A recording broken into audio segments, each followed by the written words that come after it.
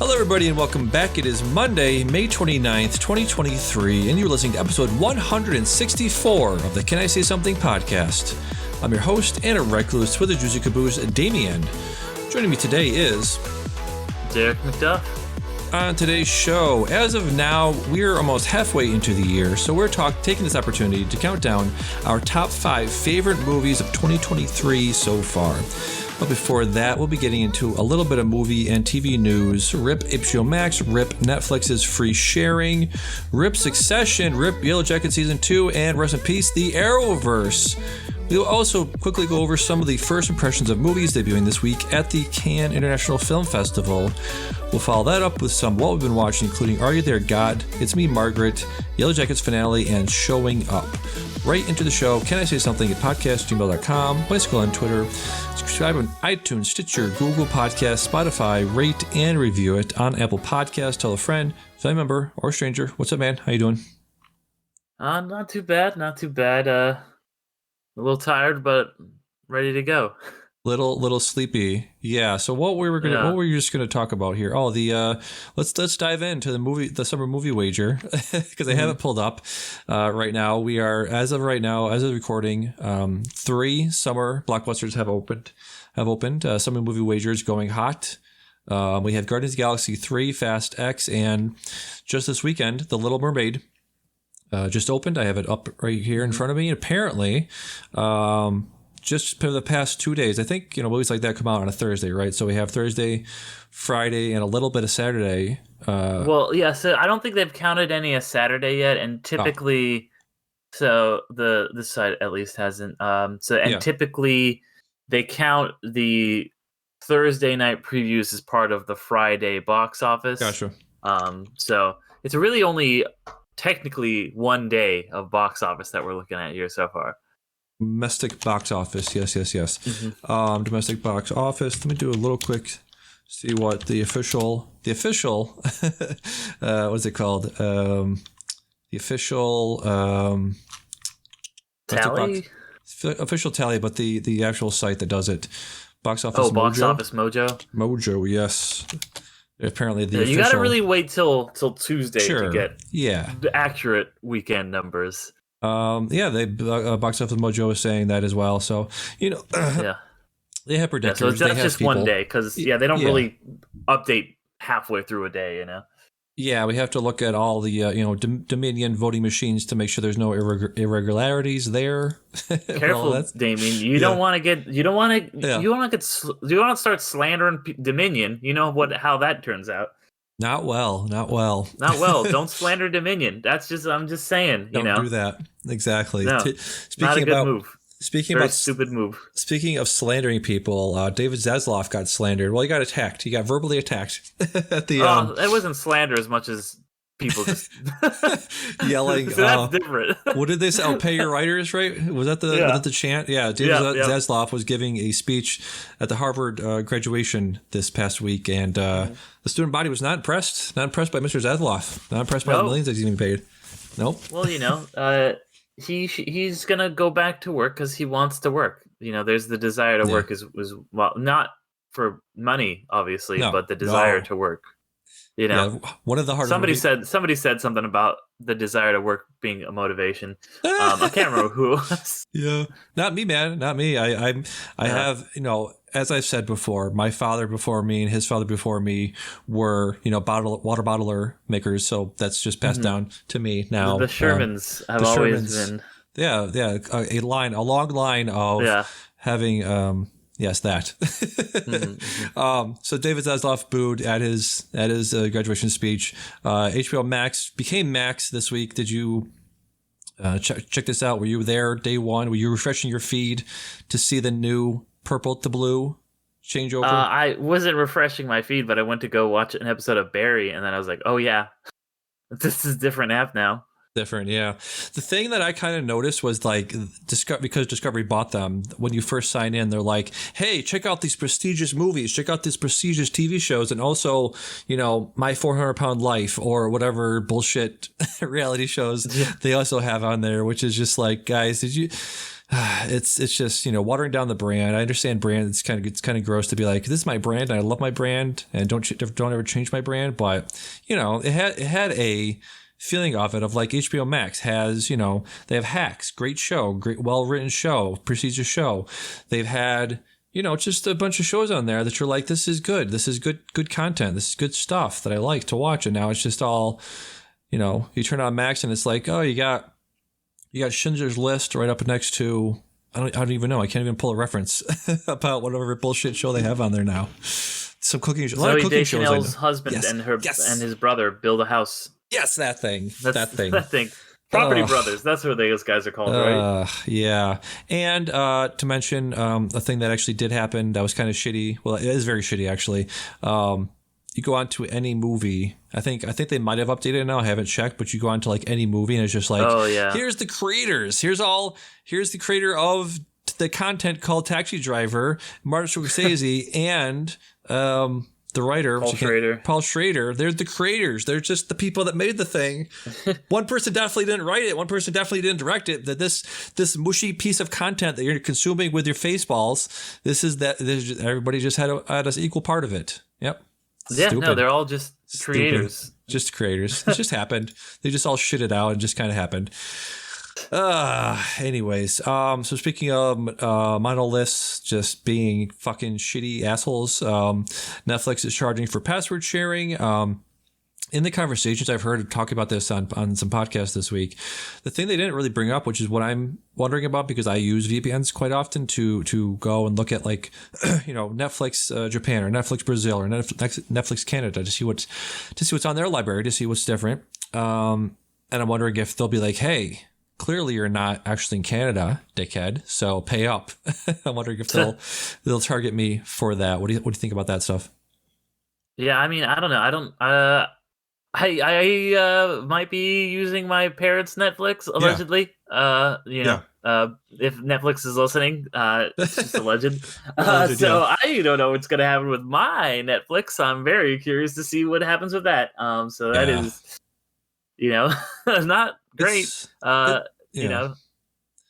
share, like they once tweeted out, sharing your password is love, and now love is dead. Love is dead. Yeah, exactly. They killed love. Yes. The thing I always think about with this stuff is like, you used to go to a Blockbuster. I'm gonna sound like the oldest man right now, but it's true that you either went to a Blockbuster and rented a thing, and you could have like 35 people at your house, and you could all watch it, and you could let 35 people borrow it before you had to just get it back in time. You could also buy a thing. You could buy a copy of a movie, and you could give that copy away to thousands of people if you wanted to. What is going on where that was a sustainable business model? Apparently, right? It was for a while, where you could just buy a copy of a thing and you could just give it to other people. But now you buy a digital thing, right? Everyone needs their own copy of the thing, of the digital thing, or everyone needs their own account of the streaming site. What happened? What is going on where their business model of, we're going to sell one thing, we're going to sell one copy to a person, and we're fine if that one person gives that one copy to 35 people. How are we in a place now where... See, they were never fine with that. They just didn't have a way to control it. And now they have a way to control it and make more money off of it. It's never, if they were able to charge you every time you lent your DVD to somebody, if they had a way to do that, they absolutely would have. Right.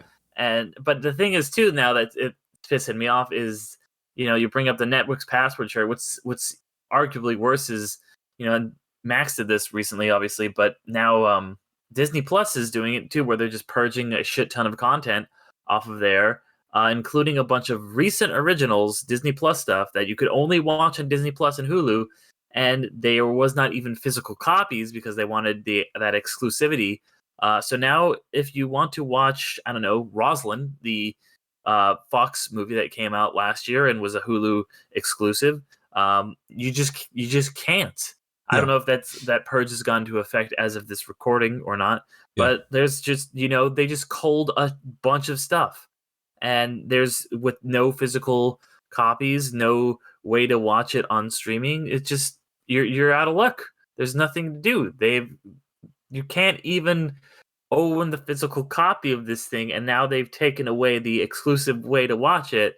So you're just fucked if you want to watch this, or if you're in fact the creator, which is the reason they're doing this, is because they don't want to pay residuals to the writers and everything. Yep. Because of the writer's strike going on. They want to find cost-cutting ways to not have to give money to any of the people who are under this umbrella of creators that we referenced earlier, that HBO just, and all these people just see them as just all these creators. None of them get money.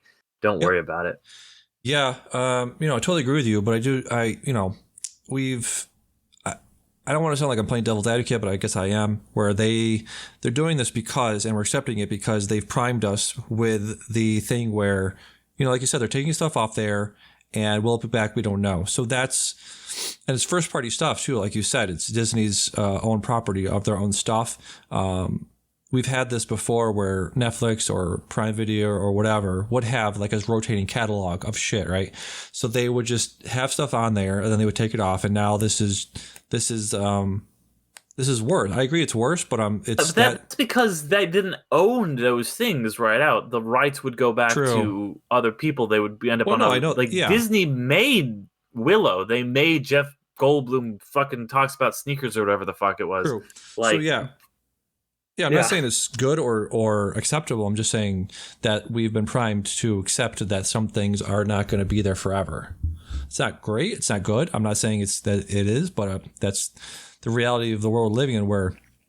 But when we were primed for them to be available in some other way, whether it be physical media or on another streaming service, these are gone. Yeah, they are fucking nowhere. They are, like Socrates said, dust in the wind. Socrates, yes. Yes. The show that I liked last year, I recommended to you and to everybody. I'm blanking on it right now. It was the pandemic show where 99% of people died. Station 11. Station 11 was on HBO Max, or was it? I don't even know. It was on HBO. It was some HBO property. It was on there, and I believe they're taking it off, or they have already. Like you said, or they're planning to. And that's one of the big ones. That is one of those, like you said. This is different. This is worse than what they've been doing with rotating catalogs of stuff. This is worse because, like you said, Station 11 not anywhere. I believe Dave Chen was just talking about this on Filmcast, where they have a 4K Blu-ray out there somewhere, but that stuff should be more out there. I think it's probably just on like HBO's site, or it's like a Criterion thing, or it's like like you said, first party stuff is not available anywhere because they own it. Because, like you said, they are making this what do you call that? Scarcity, artificial scarcity. They're creating this artificial scarcity for the stuff to make you A, want it more, and B, make it so that you will pay whatever price they want. Right? Yeah. Yeah. Yeah. Exactly. Just this awful stuff. So there's that. We already talked about Summer Movie Wager. It's too early to tell. Well, we didn't. We kind of blew past it. Sure. We'll talk about it now. Yeah, we'll talk about it now. Yeah. So I am, let's see, I officially have 23 points. I forgot, like I said, when we talked about it, when we first did it, I forgot to put Fast X on there. So I'm missing out on I'm missing out on 3 points. I don't have you pulled up. Can you pull that up? I have 20. So you have 20 because I, unlike you and everyone at Summer Movie Wager, I did not put Guardians number 3 at number 1, which I think is going to pay off for me because I do not think it's going to be number 1. I do think it is going to be number 2. Yeah. And honestly, I think we both might have fucked up. I think I should have put Little Mermaid at number. It was one of those things where I was like, I think something's going to beat Guardians. Like, I don't think it's going to be number 1. And I think I was just like, I'm just going to pick indie. But I think it might be Little Mermaid, which I should have watched Dan Merle's. I did my picks too early. I should have watched Dan Merle's picks. He had Little Mermaid at number 1. So I think that, I mean, it's only been out, like we said, we only have 1 day of box office returns. It could fall off a cliff. Guardians has been weird because it's like it opened at less than expected, but it's been holding really well. So we'll see what happens to that. Fast X, I picked it at 8. I'm feeling pretty good about that. But it's really like the points at this point in the Summer Movie Wager are like it's like because 3 movies we both have, well, I guess you don't have Fast X, but like Nope. almost everyone has these same 3 movies. Yeah. And the one that came out first is in first place. The one that came out second is in second place. The one that's come out third is in third place. Yeah. Once some things start to come out and they actually, everybody, like that first week, you're like, oh yeah, I'm ahead of you because I have Guardians at number 1. I'm like, yeah, because it's the only movie that's out. Of course, it's number 1 right now. Yeah. But so it's really too soon to tell anything. It is. But Little Mermaid, that's a good opening, making almost 50 million in a day. Really good. Really good. Very good. And then it's gonna also have it's this Memorial Day weekend, so it's got like an extra day of weekend to make some money. So yep, we'll see. We will see. I do want to mention, I think it's very funny to look at the list now. Little Mermaid is third. Next up is The Book Club. The next chapter made 15 million over the past week. We got a movie called Love Again. Hypnotic, the new Ben Affleck. Robert Rodriguez film. Yeah. That sounds great. The Machine, I'm not familiar with. About My Father, I'm not familiar with. Blackberry, The Machine, it's it's that Reichert guy. It's Bert Kreischer, yes. Bert Kreischer? Yeah. Whatever his name is. Yes, and Bert Kreischer. His dad is Luke Skywalker. Yeah, it's very funny. The movie called About My Father. I'm not sure what that is. I don't know if you do. That's the one where it's like, hey, it's this Italian yeah. And my dad is Robert De Niro, and he ain't a peacock. God, can you believe it? Forget about it. Stereotypes. It looks new fucking terrible. Bad Grandpa, right? Horrible. Oh my god. Somebody saw it. It was like, what if we made Meet the Parents, but like 1,000 times worse and just Italian stereotypes? Yeah, it's that. We'll talk about De Niro later with some previews of some other movie he's in this year, which should be a bit better than that. Blackberry, you recommended I watch this. It's not available anywhere near me, so I'll be probably catching that on VOD when that hits there. And then a movie called Knights of the Zodiac, which I think was like a weird, like Owls of Ga'Hoole. Remember that movie from like 15 years ago? No, it's not that at all. It's like a fucking it's like a adaptation from some manga and anime, and like they was at WonderCon, they were hyping it up, and I got to see like some previews, and it looks absolutely terrible. It's a movie that they spent like $60 million on, and then they realized this is not going to be a good movie. And it's like one of those movies where it's like, oh, there's like Sean Bean in like a small role, Famke Jensen as like the bad guy or whatever. Like it's one of those kind of movies. It looked like the worst thing ever. And like the thing is, like 4 through 10, those are all movies that got limited release. So those are all movies that are quickly gonna just as things come out. Like I said, 3 movies have come out, at least in wide release. Like big movies. So those are the 3 that are actually going to be on the list at the end of the year, unless I mean, Fast X could fall off. You never know, but true. So that about runs that up. We should check in with that. As it progresses, we'll be checking in on that. So let's go Stay tuned, folks. Stay tuned, folks, for all of that. Some other movie stuff going on right now is the Cannes International Film Festival, which I've always wanted to go to. I've always wanted to check one of those out. I know Amanda Dobbins on The Big Pick has been very vocal about going to that and a lot of shows. They're over in Sweden, I believe, because I think Spotify is owned by Sweden, since they have like a exclusivity deal or something with them. They had to go there. Saying Cannes is in Sweden? Cannes is in France. No, the Amanda Dobbins and the Big Pick and all of that crew are in Sweden, so they wanted to go there, I guess, eventually. But yeah, it's going on right now. I mean, sure, I would love to go up to Cannes, France, eventually. Cannes, France. Festival. That sounds pretty good. Cannes, France. Cannes. Gonna go to Bonjour. Paris. Bonjour, my homies. What's up? One escargot, please. Yes, exactly. I would like a croissant. I like some freedom fries, please. Yeah, thank you. So some movies that are debuting there. I've been listening to a podcast called Film Comment, which is very hoity-toity, very artsy-fartsy and all of that kind of a podcast. They delve into more movies that are like that, and they always go there every year and sort of talk about the stuff that's coming out, stuff that's will be out later this year. Pedro Almodovar has a movie called Strange Way of Life. I think it's a short starring Ethan Hawke and Pedro Pascal playing two gay men, which is interesting. It's like a Western, right? Yeah, isn't it? Like it's like about like the post Civil War or something like that. Something like that. Yeah, looks interesting. Anatomy of a Fall is a French thriller directed by Justine Triant. So that they've had that up for the Palme d'Or. That might be the big one to win this year. Then, of course, I'll get to that later. Zone of Interest is one I keep hearing a lot about because it's written and directed by Jonathan Glazer. You just watched a movie by him today, so we'll be talking about him later. Yeah. This is a movie adapted by a 2014 novel written by Martin Amis. It takes place in Auschwitz filming took place in Auschwitz between 2021. The movie takes place back in World War II.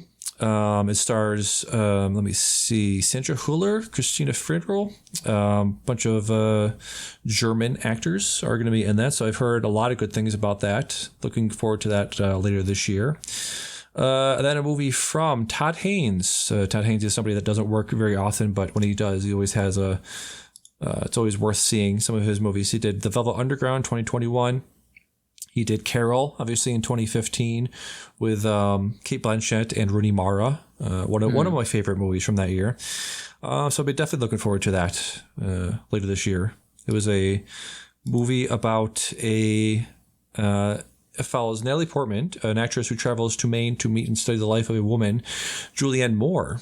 So it should be a very interesting movie. Coming out later this year, probably. So that's cool. Yeah. That's all the news out of Cannes. So well, you forgot. There's also Indiana Jones. Yes. Well, yes, premiered at Cannes. Sure, that's Yep, that happened. Yeah, that's just kidding. I forgot how much. Decent. Yeah, you just like hate Indiana Jones for some reason. You're just like. You're like Mola Ram. You're just like, I want to tear his fucking heart out. I have the similar feelings about Indiana Jones as I do about Killers of the Flower Moon, and also a little bit of, Me too. I really want to see both of them. Oh, okay, all right. They're both like fucking awesome. They do. Yes, indeed. So there's that. Let's get to some what we've been watching. So section finale is tomorrow as of this recording. I cannot fucking wait. I've been going through different Reddits, been going through the Twitters, been going through the TikToks, thinking about prognosticating about what might happen. I cannot wait, man. This is going to be huge. Did you see that tweet from Joanna Robinson about the Game of Thrones finale and how everyone was just talking about, we should just speculate who will win, and it's like, did we learn nothing? Well, yeah, that's true, but that was also a terrible finale and terrible fast season. So I think this is a bit different. Yeah, but I think her point is maybe people are focusing too much on the wrong thing. Yeah, I mean, I don't really care who is on top. The thing that really matters is just how it's going to end, how they're going to land the ship. A lot of moving parts. Try not to spoil anything, but there's a lot of different moving parts. A lot of people in position to take over. There's a lot of like breadcrumbs, and the last episode ended in a way where you're like, oh my god, what's going to happen? In terms of who's being lied to, who's being played, who's going to be fired. Who's going to own the company at the end of the day? Is the deal going to go through? So a lot of machinations on the side. They have one character. I think do you know Cousin Greg? Do you know, look at his face? Is that Alan Ruck? Nope, that's Nicholas Braun, I believe his name is. The tall, awkward I hear guy. People are always like, Cousin Greg, what a fuck up. And I'm like, sure. Okay. And so the thing about that is there's a lot of speculation that he might take the crown at the end. Oh, so he's like the Bran of this thing where he's just like a fuck up who everyone kind of hates a little bit, and then he might win at the end. Not nearly as intelligent as Bran, not nearly as cunning or as clever as Bran was, but that is kind of the idea of like a Swedish company called Gojo, owned by what's his name? Alexander Skarsgård owns the company, and he wants to buy up Waystar Royco, but they were at this party with the supposed future president of the U.S. I'll watch it at some point. Yeah, but he's just saying, like, we need a U.S. CEO or a U.S. facing CEO. We need a face of the U.S. Side of the company, and he just wants somebody. Alexander Skarsgård's character does. He just wants somebody that he can manipulate, and every other character, every other son and daughter of the company are just trying to manipulate the guy, and he knows that, right? You can just feel when somebody's trying to, fucking use you to their own end, and Greg is just like this fucking dope, this guy that just doesn't know shit about fuck. He's just gonna be able to just say, hey Greg, hey Fi, can you just go ahead and just lay low and just be the face and he's Fredo then. He's Fredo, exactly. That's a great analogy there. Yep, exactly. Okay. So that, again, they were talking about this being a very Godfather-esque ending, like you said. Somebody's going to be shut out. They're going to end the series with just Robert De Niro looking out there, or Pacino looking out at his wife and shutting the door. That could be the ending. People are comparing this to just ends in a fucking diner. And Don't Stop Believing is playing in the background, and Kendo looks up and cut to black. There's so many I can't imagine writing a show right now in 2023 and trying to. Well, nobody can. That's the whole thing. Well, sure, okay, I see what you did there. It was very clever. I can't imagine writing something or trying to finish a finale or put the cherry on top on a thing like this that's been so beloved and has just nailed every single episode up till now, and also trying not to be compared to other things. I just don't know how. I have no idea how this is going to end, but it's going to be incredible, whatever it is. So can't wait for that. Hopefully you're not setting yourself up for a fall saying it's incredible no matter what it is. I'm sure it'll be good, but Yeah. Speaking about just some season finale of Yellowjackets also happened. I kind of set myself up for, I don't know. I was reading some stuff. I saw it later, so I obviously saw a bunch of reactions to it already. This is obviously the show about girls soccer team that survives a plane crash in the wilderness, and they have to, survive in the wilderness for the summer, and now it's wintertime, and I don't know, man. It's just they cut back and forth between the 96, 97 era and now, and it's just like I said last time. It does a lot of that stuff of is there actual supernatural stuff going on? Is there actual a force in the woods? Is there a spirit in the woods that is taking control of these girls and stuff like that? And it's just none of that came to fruition. And I like you said, it wasn't supposed to be. It was a show that very much told you don't expect that. This isn't that type of show. Mm-hmm. Don't go into this thinking that it does that Haunting of Hill House thing where it gives you evidence that it could be anything. I was just sort of let down by sort of the events of it and how it was portrayed and how it was shot, and definitely how it was edited. That was a major thing on the subreddit of just wow, this looks kind of corny, actually. It's a very, very big moment, and they kind of ruined it by trying to be extra, as the kids say. It was trying to be too much. It was giving too much. It was putting too much out there. I'll just say that. Could have been very good, but it tried to be too much. It tried to put too many elements in there, too much music, too much action. It cut away too many times to the past. Didn't give enough times for either thing to actually breathe and to stand on its own. So wasn't too impressed by that, unfortunately, because that was my thing. I come on here every week and it's guys, Yellowjackets, it's really good. And then just this happened. So now I have to be just, enjoy the ride. Enjoy for the ride. Don't expect, All right. Well, I guess I don't have to get Showtime after all now. Yeah, you'll be fine with that. Another movie I checked out, this week that you saw and you enjoyed very much was Are You There, God? It's Me, Margret. This is a movie, like we said last time, directed by Kelly Freeman Craig. Stars. Why did they put the stars at the front here? Rachel McAdams. Yeah, like you said, Rachel McAdams was very good. You said something about one scene in particular, and I'm interested to know what that one scene was. it was the scene where she's telling Margret. Margaret asks like why she's never met her grandparents, and Rachel McAdams has to basically tell her that her parents cut her off because she fell in love with a Jewish man, and she has to like put on a brave face, and she does a really good job of doing that, but she's also like crying at the same time. And I thought that scene was absolutely phenomenal and should win her the Oscar.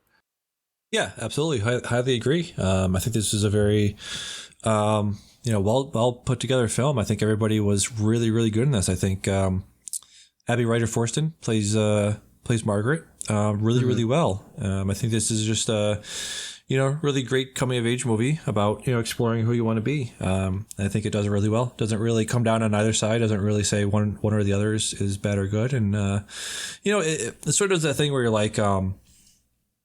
It has like a lot of soft edges, which is fine. Not every movie has to be like super realistic and depressed and down and sort of, gritty and all of that. You can just sort of tell the story about a coming age movie that isn't like, never, really, sometimes, always, or just has really super heavy and super dreary, depicts those things as a sort of super dreary, can be just be this fun and fluffy sort of storytelling, right? Yeah. No, yeah. It definitely didn't feel too heavy despite it having heavy points at certain times. It felt, it's very teen girl coming of age, that Judy Blume obviously feel that is so has become so influential in a lot of our stuff aimed at that demographic nowadays. Really, you can point it back to that original novel, and this is a really great adaptation of that. Yeah, I thought it was really, really great. Hopefully, it's it might make some of my my list at the end of the year, maybe very close to be auto mentioned, if not number 10.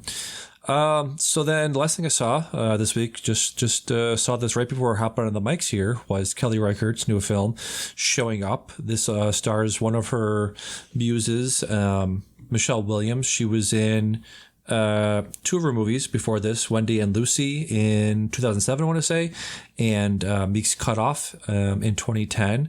I think Michelle Williams is probably one of our best actresses working right now. She was obviously in The Fabelmans from last year. This is a very different portrayal or performance she gives in this one.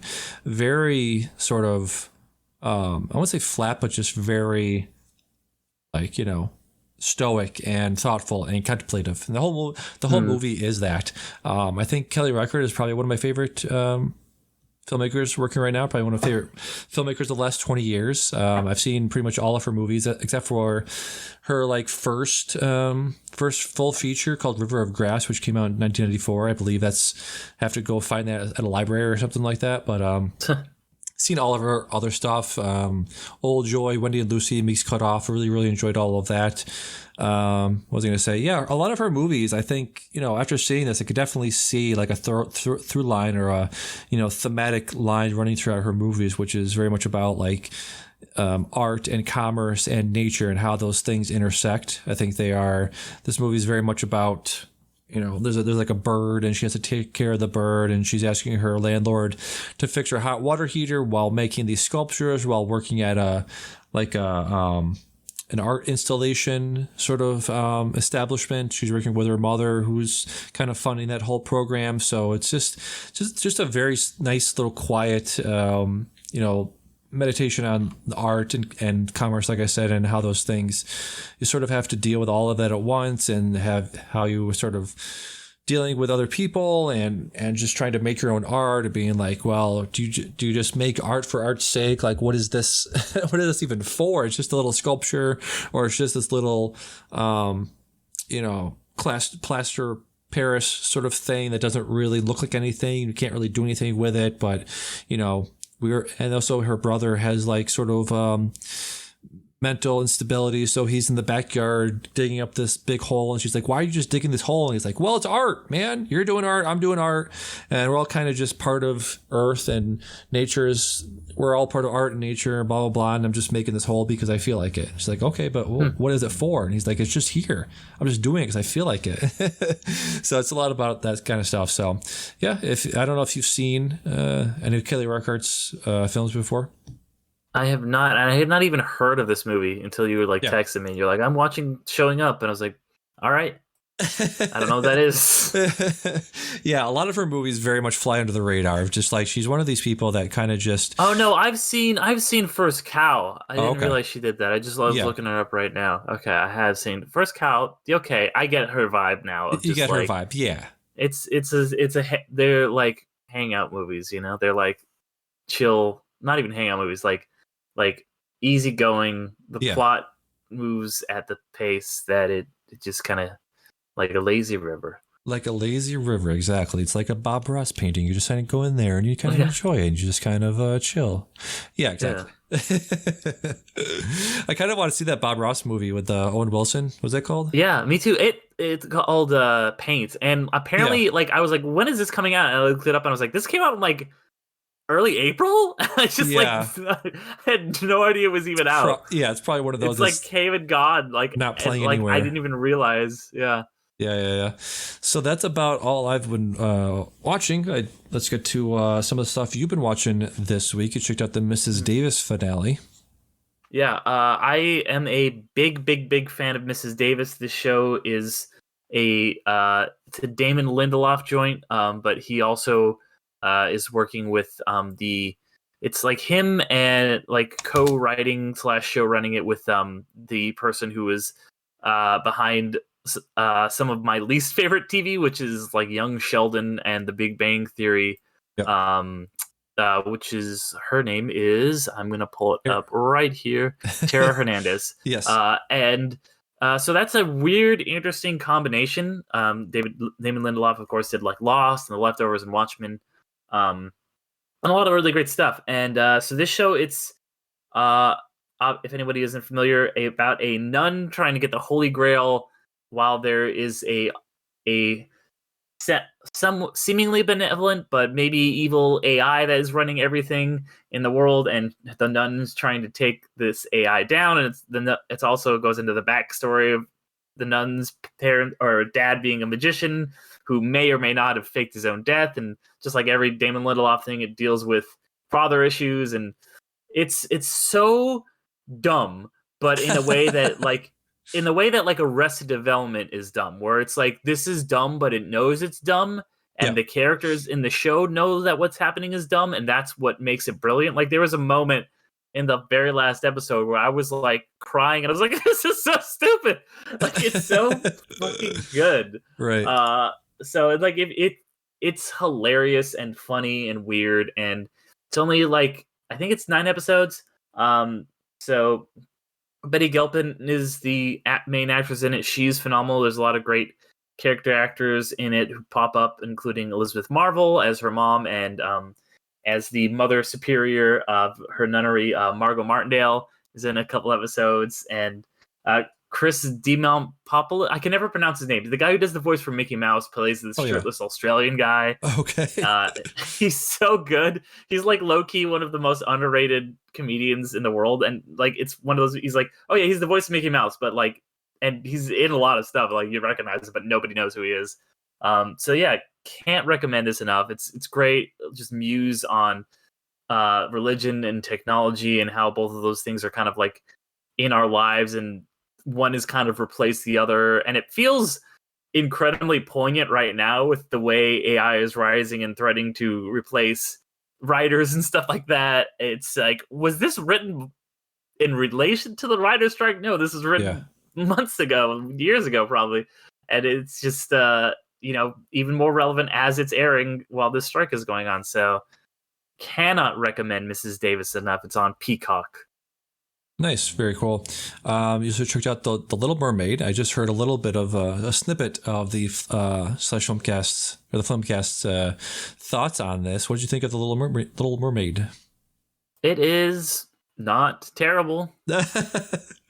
Like, have you seen the original Little Mermaid? Oh yeah, I've seen it a bunch of times. Yep. Then you know what happens in the movie. It's just one of those things where they just take a Disney movie from the past, they slap on a fresh cut. It's basically, I did like a little mini review on Peter Pan and Wendy, and I was comparing it to this one, and this is like, it feels like, when they do like an HD remake of an old video game for a new system, like when they came out with the Link's Awakening like a year or two ago, and it's like, oh, it's all in 3D now, and the graphics aren't 8-bit anymore. It's the same thing, but in a movie, and they're like, oh, we added a couple songs, made it a little bit less problematic, and there's a couple aesthetic changes.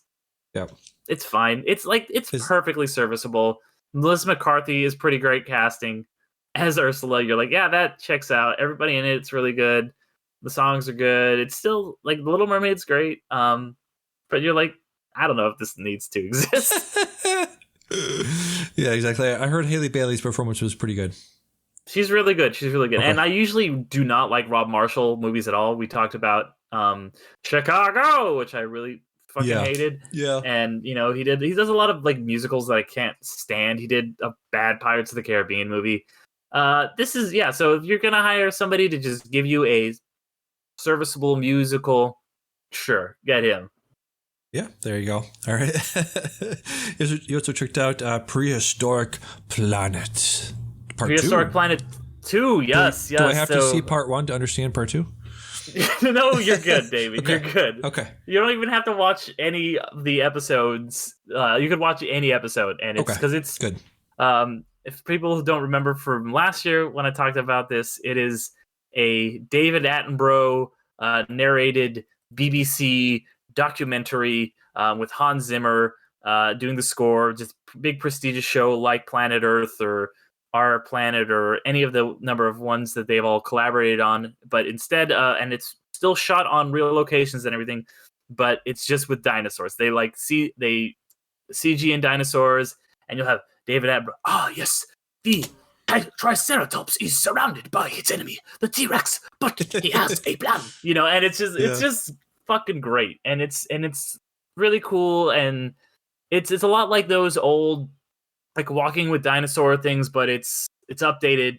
There's nothing else really like it because it is done exactly in the style of these prestige nature documentaries, and it looks amazing. Like the CG in this, like the way the dinosaurs look is incredible. Cool. It's scientifically accurate. Each episode ends with like them giving you a little blurb about, yes, we did this science and figured out that's why these dinosaurs do this, and here's a big frog that we put in the episode, and he was a bigger frog than any other frog. Can you believe it? And you're like, this shit is so fucking cool. And it's you see dinosaurs in places you haven't seen, like, these long-necked dinosaurs are gonna go lay some eggs in the volcano caldera, and this is a T-Rex swimming around, and here's some dinosaurs in the snow and the islands, and it's really fucking cool, man. All right. Were you a dinosaur kid growing up? Oh yeah, man. Yeah, I love dinosaur. And I was 3 when Jurassic Park came out, so if I wasn't already a dinosaur kid, which I was, I was all on board. Yeah. I was a human kid, but I like dinosaurs. Ha ha ha. Ha ha ha. Ha ha ha. Ha ha ha. Anyway, so that's cool. I'll check that out. What is that on Disney Plus? Disney Plus? Apple Plus. Apple Plus. One of the TV, Apple Plus. Yes. Apple Plus. Yep. Nice. Speaking of a thing that's coming to Apple TV Plus, Killers of Flower Moon. I listened to the book this week. One of the best books I've read in a very long time. I've been on a sort of a drought lately with books that are really blowing me away. But this definitely did it. This is obviously the movie that's going to be adapted to the film. It's coming out later this year, starring Leo DiCaprio, Robert De Niro, Lily Gladstone, Brendan Fraser, and Jesse Plemons. Coming out in October of this year.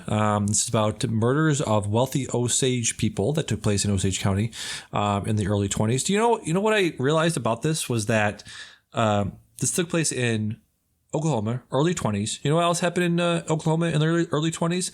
The Tulsa Race Massacre. It's like, what the fuck was going on in Oklahoma in the early 20s? I mean, obviously it was the United States, the fucking America. I was going to say, look what's going on in Oklahoma now. Probably nothing good. I know. Honestly, it's Oklahoma.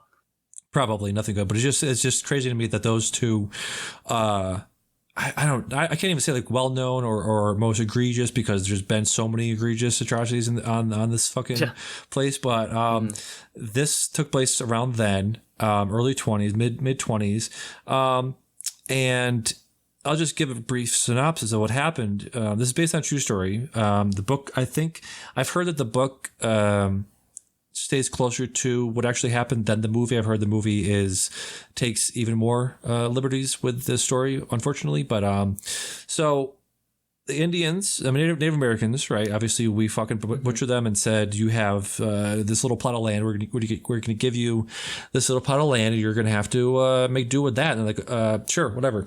And so they're there. And somebody finds oil in the ground, and they're like, okay, we found some oil.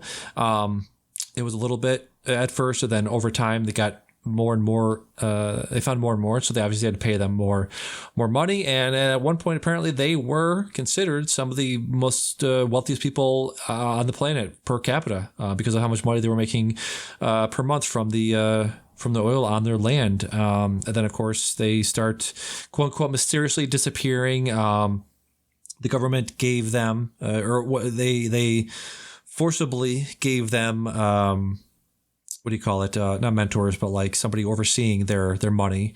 They were considered wards of the state, looking over their accounts because they quote unquote can't be trusted with the money. They're mentally incapable of fucking using their own money. Whatever, they get a judge to sign off on that. So all of these people that are receiving the checks, receiving the money from the government for their oil, start dying off, quote unquote, mysteriously. It's obvious what's happening to everybody, but they send a investigator from the FBI. Isn't this like the case that like led to the creation of the FBI? It is one of them. It's one of them. It's around the same time, like I said, like I have in the notes, it's around the same time as the Elliot Ness and Capone stuff. Elliot Ness and Capone. Elliot Ness was active in the early 30s. This takes place in the mid 20s. So, like I said, around the same time. Yes, a couple different things led to the creation of the FBI. Also, all those aliens. The aliens that too. Mulder and Scully had to, fight. Yes, the aliens were the FBI. Yes, exactly. They were. Mulder and Scully were fighting the aliens. They were fighting Project Blue Book. Yeah, I thought they were Project in Blue cahoots. Book. I thought they were in cahoots. No. Project Blue Book. The aliens crashed, and then the FBI investigated them. So Gotcha. Okay. Yeah, Glad we cleared that up. Anytime. Sure. They what's his name? The head of the FBI guy that was a cross-dresser. Yeah, J. Edgar Hoover. Yeah, he assigned Tom White to this case, and he also assigned Elliot Ness to the prohibition case in Chicago. So Tom White in this book is a lot like the Elliot Ness character with Capone. He's a straight shooter. He tries to do everything by the book. He's the white savior of this book. But yeah, very, very good book. One of the best books I've read or listened to in a very long time. Would highly recommend checking out the book before you see the movie. It's a short book, 350 pages. So the audiobook was like 6 hours, I want to say. So cannot recommend that book enough. Or 2 hours for you, since you listen to it sped up. Yeah. Sped up because my brain just works faster. You've also been playing The Legend of Zelda, the new Legend of Zelda, Tears of the Kingdom. Did you make a wooden statue with a nuclear dick that gets set on fire?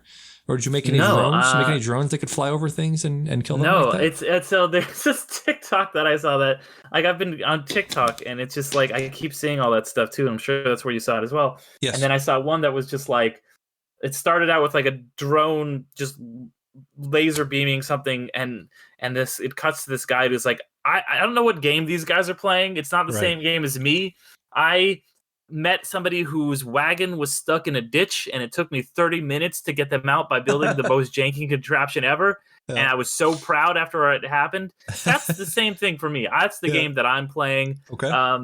But I mean, I'm not really into the crafting elements, so there's some interesting stuff you can do with that. But I'm really interested in like just exploring this incredible world and just checking out all these cool landscapes and finding out all this like hidden information and like secrets around every corner. And I don't know, it's the same reasons I loved Breath of the Wild, the same reasons I've loved every Zelda game. Why it's my favorite franchise of all time. The characters are so interesting. There's so much to do and find and discover in this, especially in this new open world style. The last 2 games have been in. It's too early to tell, but this might be like my favorite game of all time. This game is absolutely incredible. Like it's sucked me in so much. I don't really play video games very much anymore. I used to play them a lot, but I am having trouble like being like, all right, well, I should do some writing. I should do this. I should do that. But I'm like, it's your Tarkov. It's your Tarkov. But Zelda, yeah, exactly. I mean, I'm not going to quit my podcast for 6 months and stop answering emails. But okay, all right. But same idea. Same idea. Yes. Okay, that's good. Good to hear. All right. So with that, let's get to our top 5 favorite / best movies of 2023 so far. Did you have difficulties making this list, or were they were all pretty much locked in for a while now? They have been locked in for a while now for you. My like top 2 or 3 were pretty much locked in. It was sorting out the 4 and 5 was really tough deciding, because I had a lot of things that I had rated as 4 stars. And I was like, which one of these 4 stars are going to make the list? So I had a lot of trouble deciding what to leave off, because there are a lot of things I've liked a lot. I knew what was going to top the list. And then also I had trouble because something I had just seen this week, and I didn't put it in what I've been watching because I just saw it. And there's actually 2 things that I saw this week that are very similar to something else I had on the list. And I was like, I don't want to sound too repetitive and put a bunch of things on the list that are all the same. But I ended up putting 2 of them on. I think they're different enough that I could talk about both of them without sounding too repetitive. Okay, great. I'll kick us off. My number 5 is Winnie the Pooh, Blood and Honey. This is Are you fucking serious? No, not serious. Of course not. I was about to say, Damian, you've had some bad takes, but this takes the cake. Winnie the Pooh, Blood and Honey is a great meditation on childhood and the terrors. I was about to say, have you only seen 5 movies this year? Yes, I've only seen 5. No, that would be the only reason to put it as your number 5 movie of the year. Yes. No, my actual number 5 is Are You There, God? It's Me, Margret. Just like I said, saw this this past week. Yeah, I already said it before, but it is just I think it's difficult. This is one of those movies that's people say don't get made anymore. It's just a nice coming of age movie you can take your mom to. I took my mom to this and she's like, that's great. I love that. Love that type of movie. You should take me more to those. And I took her to Show Me Up today and she's like, that was boring as fuck. Damian, why would you take me to that? I almost fell asleep.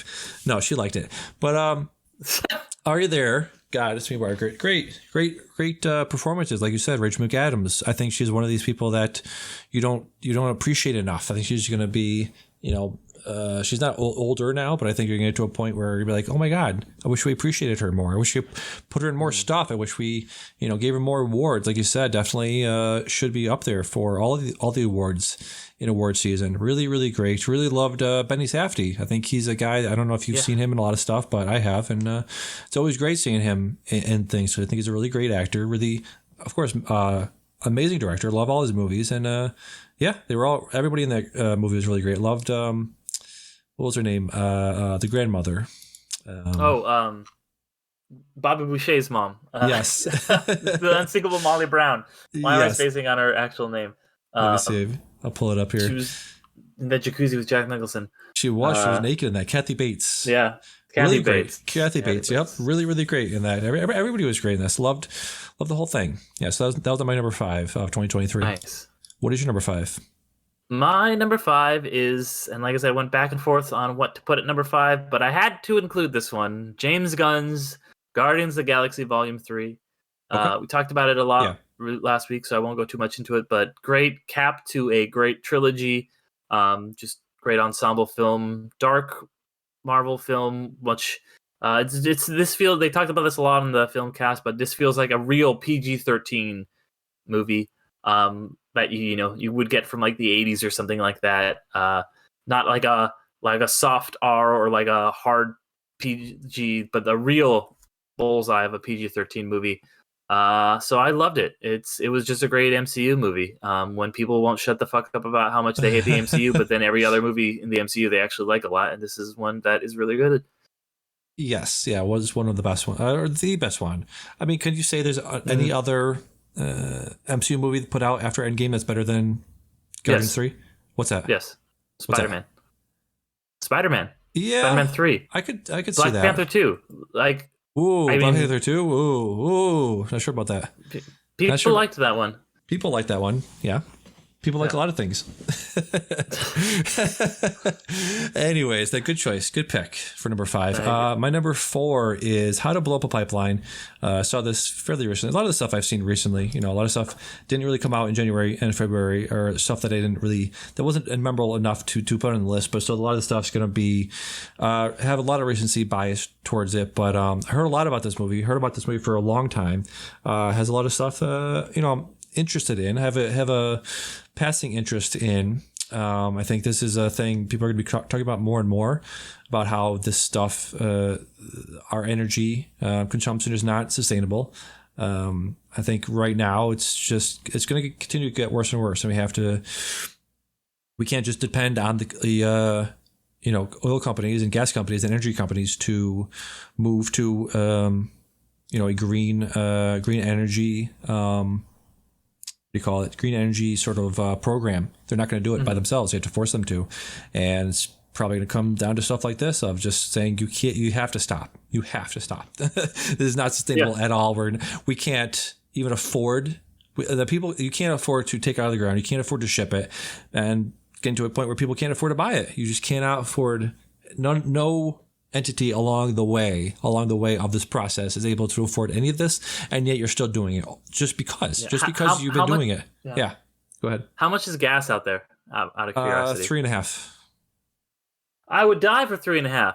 It's 5.5 out here. Well, yeah, California. Yeah, but yes, that's my point. It's not, but also it's not like I'm agreeing with you. It's ridiculous. Yeah, but it's that thing of like comparing comparing suffering, comparing like I'm just saying, like it's just like the gas companies do, it's like it's not, there's no reason gas should be more expensive in California, but they just they're like, let's jack up the prices out here, and that's my whole point, is that they're horrible, evil corporations amongst there's a lot of evil corporations, but these are some of the worst. Yeah, and I really like how the movie How to Blow Up a Pipeline doesn't take this like both sides view of it. They're very much like, no, this is a problem built and sustained by the energy company, and this is the only way to do it. And they're saying, I like how the movie also says, like, well, yeah, we're going to blow up this pipeline, but we have to make sure there's nobody that's going to get hurt in it. So there's that in it. Really, really great actors or performances by some actors I haven't really seen before, but probably will see a lot after this. So highly recommend if you go out and see this. I think it's not in theaters anymore, but it's on VOD. I think it's $4 or $5 now. On all the stuff, Amazon, Vudu, all of those places. So very good movie. Very nice. Yes. What is your number 4? So keeping with my theme so far of perfect caps to great trilogies that I love by directors that I really love, this one being Steven Soderbergh. So I had to keep him on the list. I usually have a Steven Soderbergh on the top 5 at this point in the year. I think if this is the third year running we've done this, and the third year I've had a Steven Soderbergh movie. This time it's Magic Mike's Last Dance. It's really great, and I think that this is, I know a lot of people love the second one. The second one is kind of just a fun hangout dance movie. That one's not directed by Soderbergh like the first one and this one are.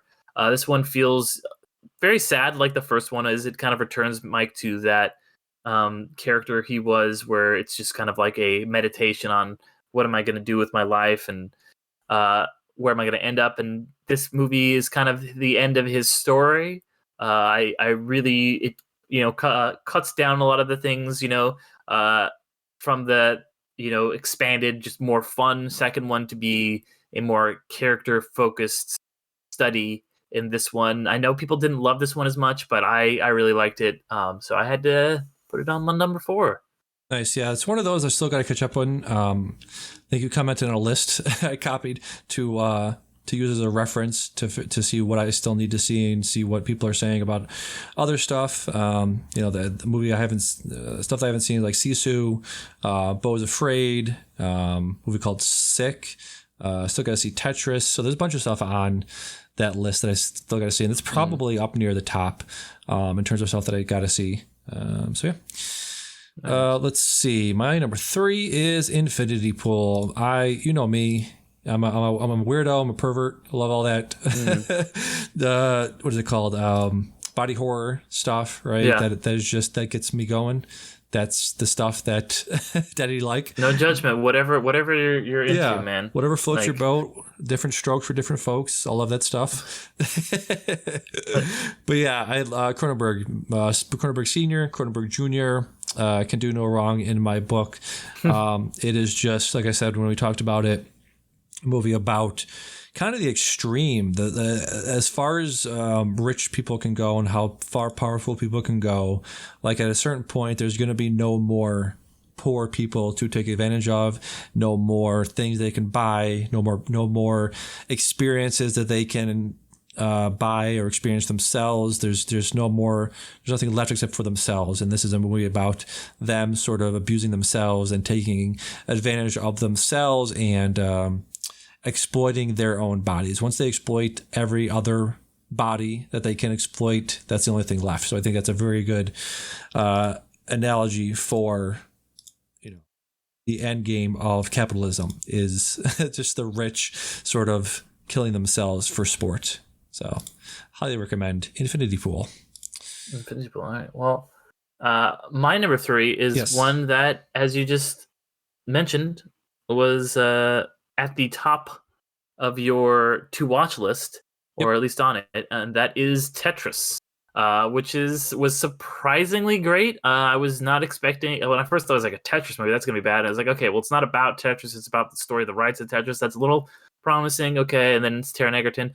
And yeah, it's part of this crop of movies that have come out this year that are about like biopics about products that have all been surprisingly great. This one, does some really cool things with that kind of conceit and makes it a spy thriller. It's like, oh, what if Air, but also mixed in with like the Americans, and then also just like there's random like video game like aesthetics to it that are really cool. It feels a lot like like the Americans combined with Argo is the best way that I can put it. With also video game stuff thrown in. So I had a blast with this movie. It's a lot of fun. I think that it's saying a lot of interesting things about capitalism and as communism as well, and kind of saying that any form of government or commerce or anything like that is going to be inherently corruptible, and that people in those systems will try and take advantage of those systems to screw over people with less power. They will use their own power, whether it be communism or capitalism or a monarchy or whatever. It doesn't matter. There's always going to be people that take advantage of it, and that there's always that's the thing. It's like no matter how perfect you think your form of government or commerce is, there's always going to be people out there that will manipulate it to their own ends. And I thought that was an interesting take from a Tetris movie. Yes, it is one of those that I got to see. Tetris and what's the other one we just mentioned? I mentioned earlier. Magic Mike 3. That one, but the one that was about things, making a thing and selling it. The Blackberry movie. Yes, I got to see that one too. A lot of homework the next couple of weeks to catch up on stuff.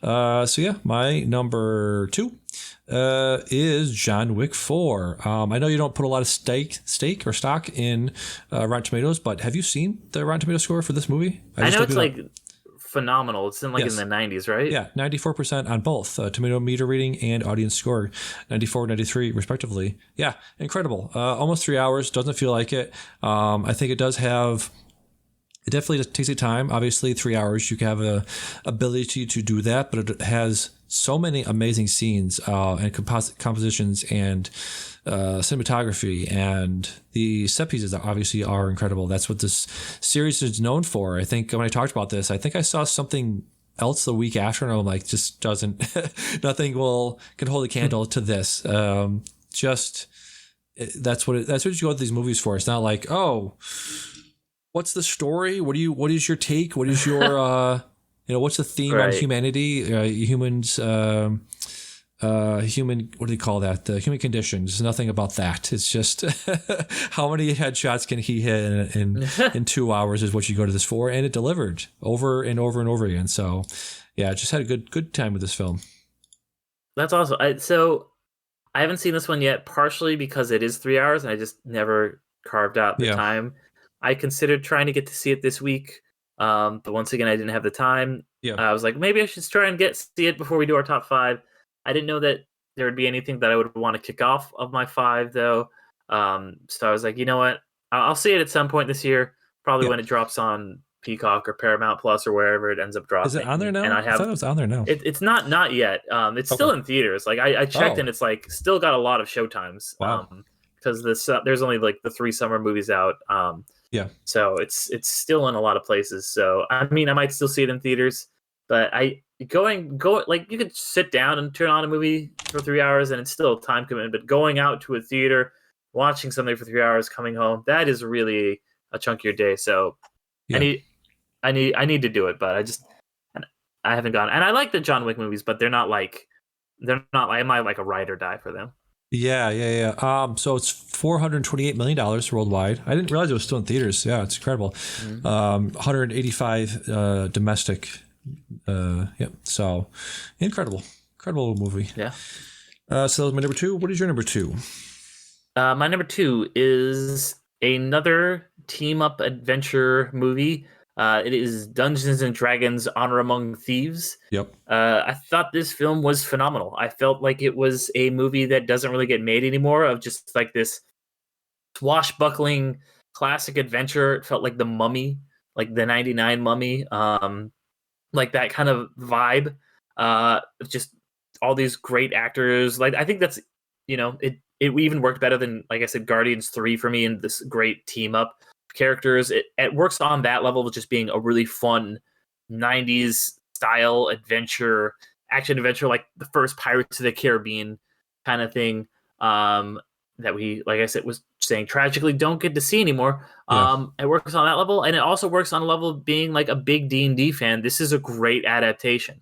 That it's something that obviously they've had trouble with, making an adaptation of D&D, something where you can choose whatever adventure you want, and making one pinned down adventure has been something that has been hard for them. This did such a good job of capturing what it felt like to be playing a game, and the ridiculous decisions that players make that lead you off on all these crazy things, the crazy ways you'll come up with solving problems in a game. The way is so brilliantly addressed in this movie when they need to break into something, and they're like, what if we put the spell on here and put this mirror here and then put it up? Like, it's so fucking cool to see all that stuff.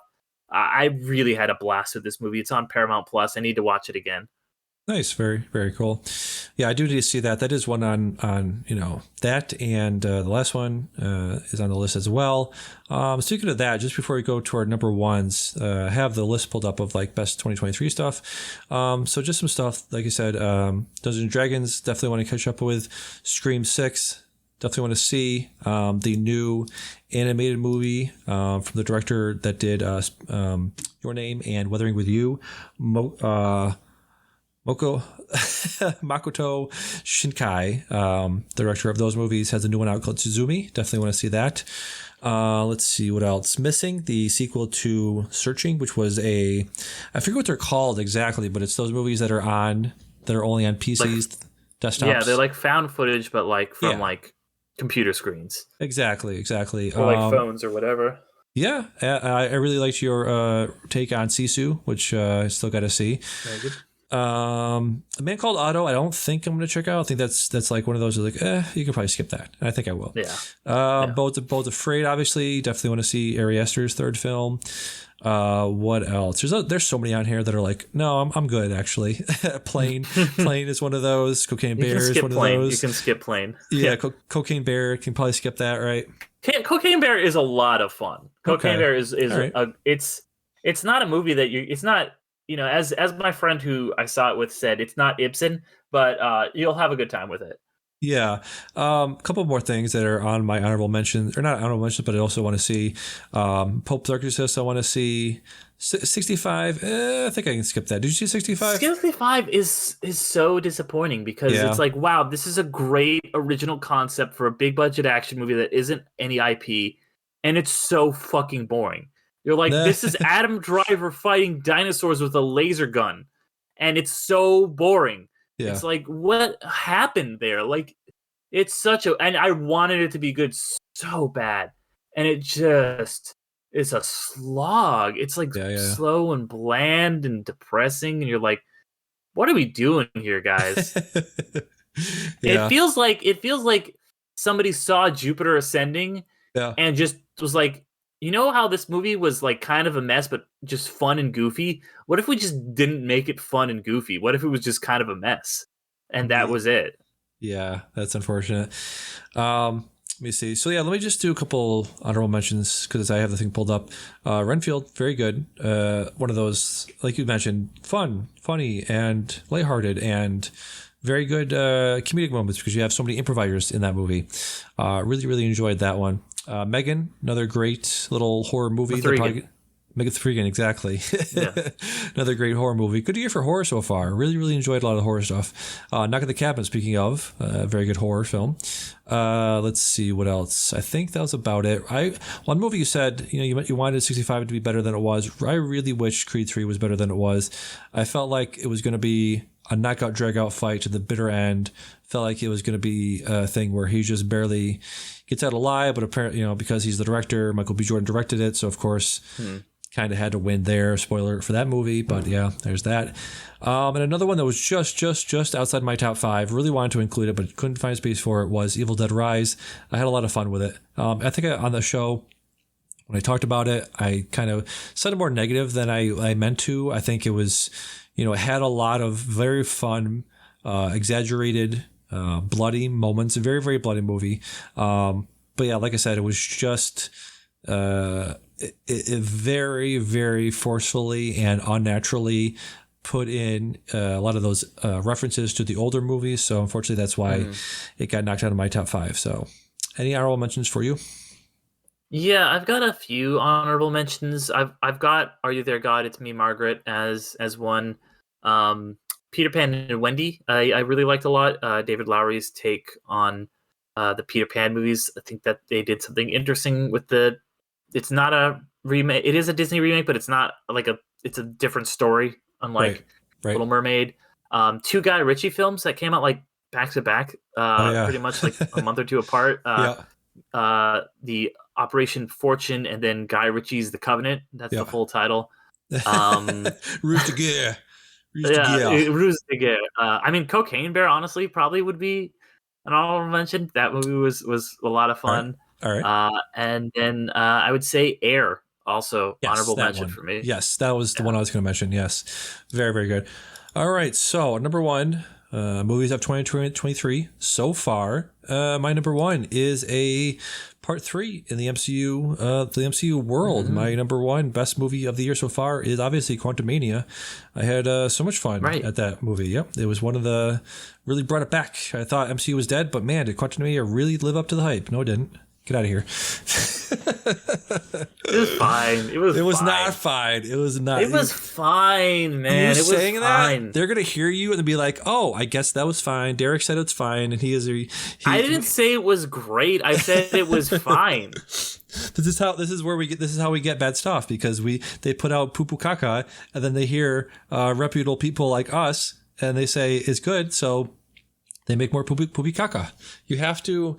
It's not poo poo caca, man. It's like it's absolute. It's like meatloaf. It's like, oh yeah, I'm filled up. I had a meal. Okay. It's not like incredible. I'm not going to Yeah. ever watch it again. Right. But it's, you know. So my actual number one is obviously Guardians of the Galaxy Part 3. It was just such a departure, such a breath of fresh air, very overused phrase, but it really, really was, after just the slog of all the TV shows, the mediocre TV shows, the mediocre movies. It really, really reminded me of how good the MCU could be. So that's why my number one is that. Okay. I mean, She-Hulk was better than it, but sure. I fucking love She-Hulk. I don't give a shit what anyone says. I fucking love She-Hulk. It was good. I think it's better. Great. It's much better She-Hulk than... was great. I see like lists people are making of like, the best and worst of the MCU so far, and people are putting that very low, and I'm like, no, actually She-Hulk was one of the best. I would put that as like right behind probably Loki. It was like Loki's number one. Loki was also better. I love Loki, but it was also okay. You want to? Here's everything that I think has been better. WandaVision, Loki. This is post Endgame. Spider-Man, obviously 5 stars. Yep. Doctor Strange, I think, was better. Multiverse of Madness, I liked it a lot. Not Miss Marvel. She-Hulk, though, like I said. Yep. I'd say like it's on par with Wakanda Forever. I think it maybe is a little bit better than Wakanda Forever. And then Werewolf by Night, phenomenal. Yes, I love Werewolf by Night. Werewolf by Night, very good. What was I going to say? What's her name? Elizabeth Olsen gave an interview this week where she was talking about making or trying to make Multiverse of Madness, and the writers didn't know what WandaVision was going to be about, so that's why that has the same freaking theme and same storyline and same thematic elements of WandaVision, because they didn't know what WandaVision was going to be about. It's like, that's my example. That's the thing I've been hammering this whole time, of like, they are not communicating to each other at all. Left hand doesn't know what the right hand is doing, and I feel like that was the main selling point of the MCU beforehand, of like they are all in communication. Kevin Feige is bringing all this stuff together. He's talking to the Russos. He's talking to the writers of all these different movies and saying, hey, this thing's happening over here, and that's happening over here. This person's dying in this movie. This person's communicating with this person. Here's what we're going to do with this stinger. Here's that stinger. I feel like there is just no communication going on. And I think you're misquoting some stuff, because she said they hadn't seen it because it hadn't been made yet. But they're writers. They're all working together behind the scenes. They all work at the same place. It's like, that is true. That's what happened.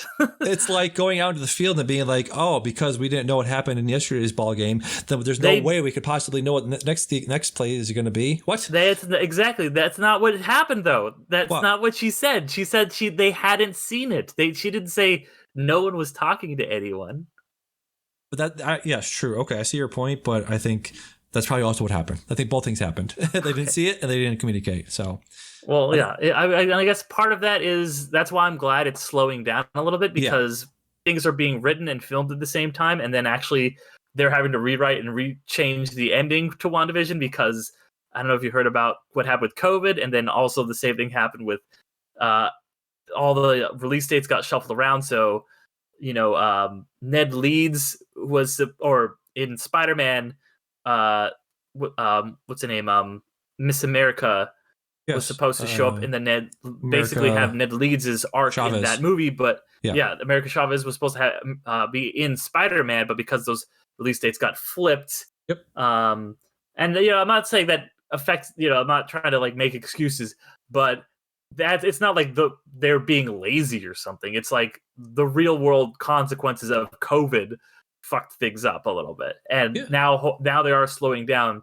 So, hopefully, and I still liked both of those things a lot. Like I just said, I still liked WandaVision a lot and Doctor Strange 3 a lot, or 2, whatever. 2, yeah, true. I'm glad you liked them. I will say that. Did you not like WandaVision? I did like WandaVision. Okay. At the time. So, what is your number one best thing you've seen this year so far? My number one thing, it's something we had touched on earlier. Like I said, I wasn't sure if I was going to include it because it's a lot like something else I have on my list, but it's on your list to watch. Blackberry. it's the same thing as when I was like, they're making the Facebook movie. I don't know about this. Yeah. Let me go see it. Oh my god, it's amazing. Same thing with BlackBerry. Same thing about just the way that working like just in a corporation in this tech bubble where people who are legitimately great innovators make something incredible, but then you just have to keep innovating and innovating and innovating. It's so interesting and like very specifically nerdy, and I love the way it's shot. Everyone gives great performances. I specifically want to shout out Glenn Howerton, who is absolutely like Dennis level of Always Sunny unhinged, but if he was like a venture capitalist, like it's so freaking good. He has this line that he quotes from like a viral Canadian video that comes out of nowhere towards the end of the movie that made me like die of laughter. It's just, it's such an interesting commentary on this kind of tech revolution thing that we're living through. The story of BlackBerry itself is also really interesting because you think of BlackBerry like, oh yeah, those things that everyone had or like a lot that were super popular 10 years ago with the tech elite that literally they don't even exist anymore. Right. And to see that meteoric rise and fall in the movie is so very interesting, and just I love it. I love BlackBerry so much. I've just been thinking about it nonstop since I saw it earlier this week. Nice. I really, really recommend it to absolutely anyone. It does all that same stuff about, these systems that I was talking about with Tetris, these systems that we live in, specifically capitalism, but like just this, when you are in this like economy that just relies on innovation and tech, just constant like churning out new things. What's the new best thing? And if you don't keep innovating, you're going to get left behind. And there's, this isn't a spoiler because it's life, but like there's a sequence towards the end when, they announced the iPhone, which is, presented in other movies as this great moment. And in this movie, it's like, oh my God, what the fuck is this thing? It's going to like destroy, and they're like, no, don't worry. Let's go to the BlackBerry, so much better. And it's just, we obviously know what's going to happen, because we lived through it. So super, super fascinating and engaging film. Jay Baruchel, so fucking good in it. Carrie Elwes shows up in this as this like evil rich dude. He's always really great to see. I can't remember Sungwon Chu, who is a YouTuber. I can't remember his YouTube name. He shows up for a bit. You've got a yelling and shouting Michael Ironside in this, which is always great. So yeah, watch BlackBerry. So good. It's so good. If you can find it out there, I'm sure it'll be streaming something in 2 weeks time. So, yeah. All right, very cool. So that was our top 5 best things we've seen this year so far in film. If you have any recommendations or anything like that, write into can I say something at gmail.com.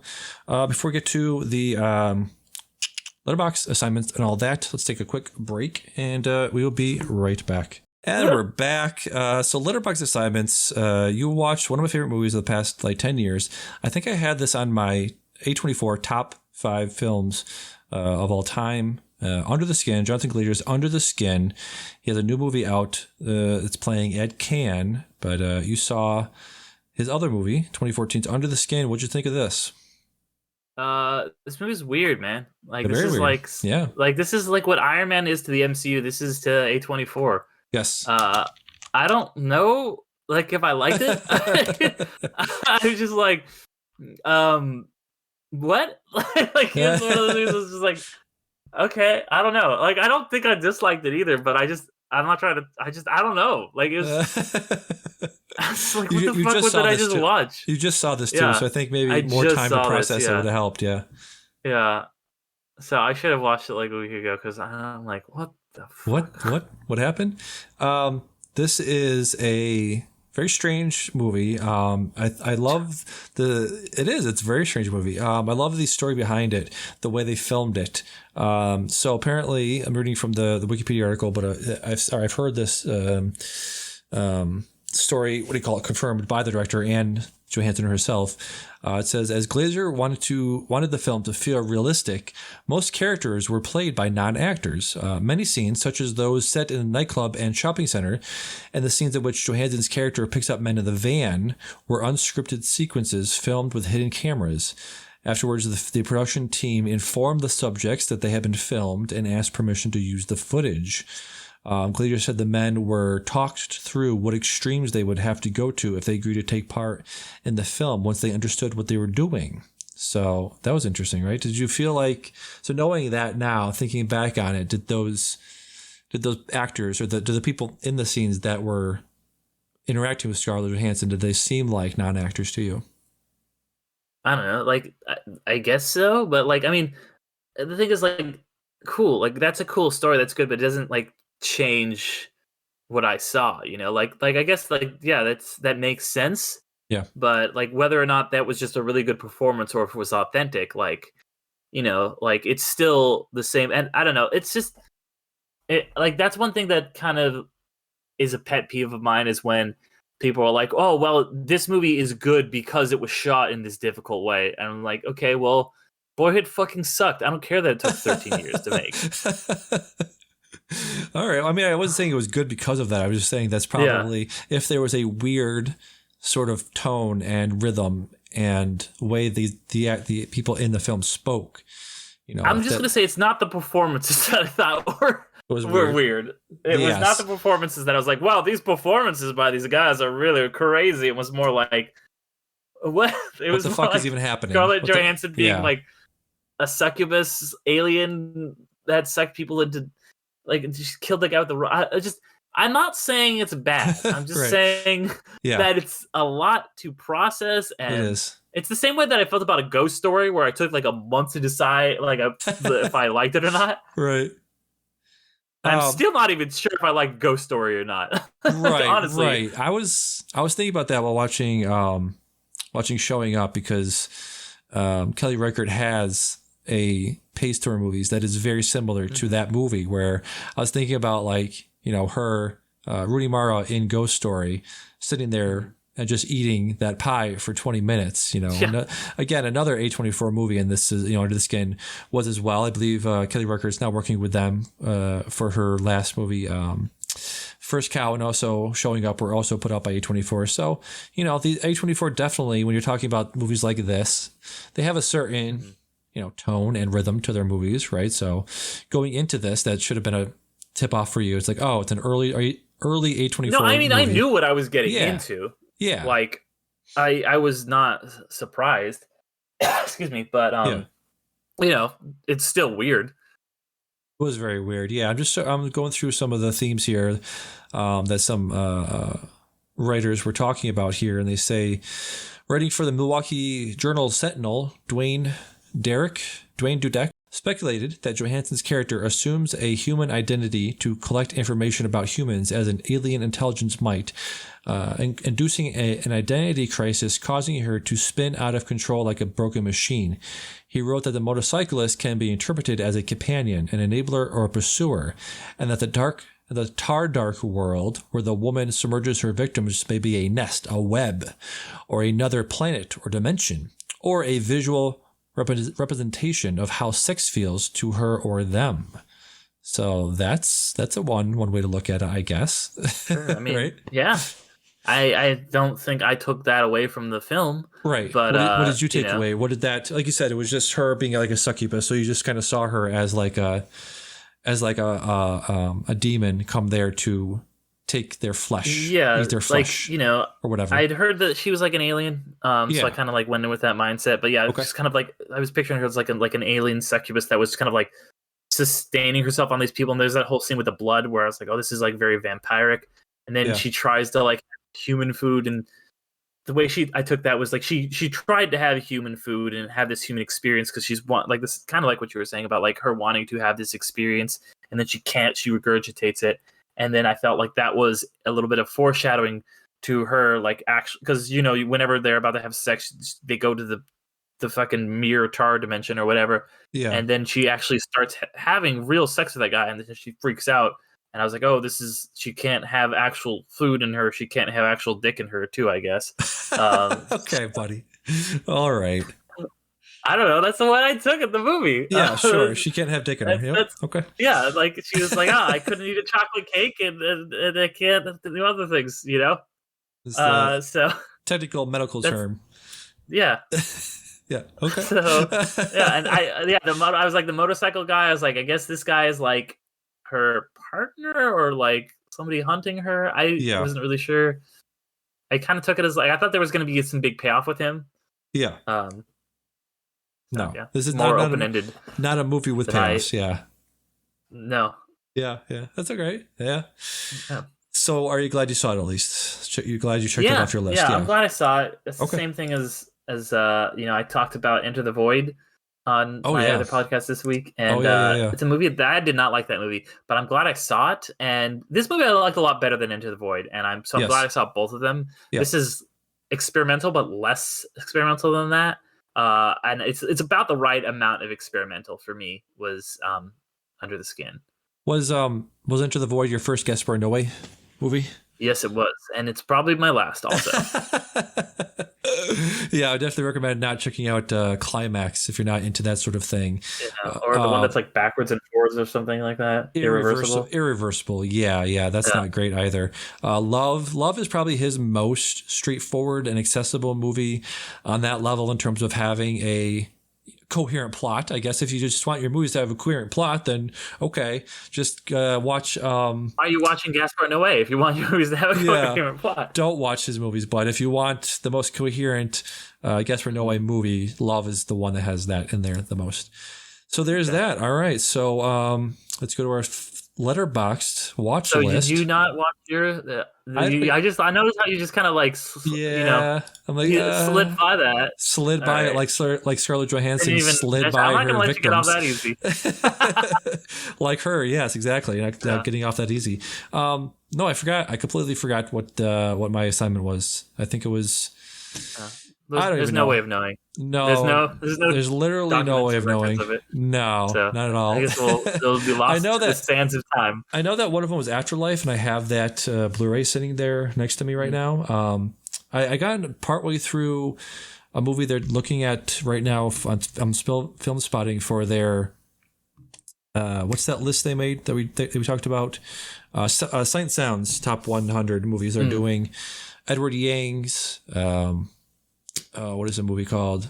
Edward Yang's. Let me look it up because I'm halfway through that. It's a 4-hour movie, so too long. It's too long for a movie. It's way too long. Edward Yang movies. Let me see. A Brighter Summer Day. So about halfway through that. So I'll be checking that out for maybe next time, and also to do my little homework assignment for them, not for you. I won't do my homework assignment for my own show, but I'll do a homework assignment for another show that have no part in. Let me see. Where was I? I got the thing pulled up. Watch list. Where did it even go? Okay. Okay. So I go into my watch list, go to my services, sort by shuffle, and I got The 400 Blows. This is a classic, a cinema classic. Directed by Francois Truffaut. You've heard of him, right? Truffaut. Well, yes. I look forward to you not watching it. Exactly. So you can go to your watch list right now, sort by I got it pulled services. Up. Yep. And I also, I got services and I excluded TV, so I cut it down from 452 to just 225. So wow. I have 224. Yeah, I have 224, so that's interesting. And shuffle, boom. And we got, okay, I think I put this on my list randomly. I Want You Back, the Charlie Day, Jenny Slate rom-com. Okay, fine. It's very good. A little list heavy this week. Yeah, very good. Very good movie. Yep. Yeah. All right. It's good. Okay. Yeah. It's one of those ones I was like, oh, this looks good. I put it in my watch list to watch last year in 2022, and I just forgot about it forever. Yeah, that's in that group of the stuff that's like, oh, our rom-com's back? Maybe. Could be. We'll see. They keep going. Right. I have to see. I had another rom-com on my list called Rye Lane. It's on Amazon streaming right now, which I heard is very good as well. So we'll come back next time and talk about our respective rom-coms together. Okay, sounds good. So let's do some plugging. Medium blog is a thing you can go to and read. Go to my letterbox, B for Benedetta, B_for Benedetta. I was 8 away from 100 followers. I got to check right now. I just had it pulled up. Let's see where we're at with the followers. Where are we at? Following. I have 90 followers. I keep losing followers. Come on, guys. What are we doing? You're unfollowing me because I'm not watching movies? That's not okay. So anyways, let's get to 100. So film essays on YouTube, anchor.com, which is now Spotify, podcast for streamers or something like that, whatever it's called. You can go there to make a podcast, go back to my back catalog, check out all my interviews with Cimatech, BR Yeager, and others. iFanboy. Check out all of my interviews from last year. Derek, what you got to plug? Got to plug, as always, my podcast, Underrated. Like I said, this week we talked about Enter the Void, so that was a very, very interesting discussion we had. So yeah, just look up Underrated on any of the podcast apps, however you're listening to this, look up Undercast Company to listen to it, or check us out on all the socials. I've been doing a lot of fun stuff on TikTok. We've been starting, me and my other co-hosts, been starting a series called Microdose, where you give short, using the format of TikTok, where 3-minute max reviews. So like you had mentioned, I did one on Sisu. I had just done one on Peter Pan and Wendy, comparing it to Little Mermaid, and did one on Tetris as well recently. So check out our TikTok as well and our podcast, Underrated. Very cool. All right. So can I say something? I've been Damian. I've been Derek. And we'll see you next time. Bye. Bye.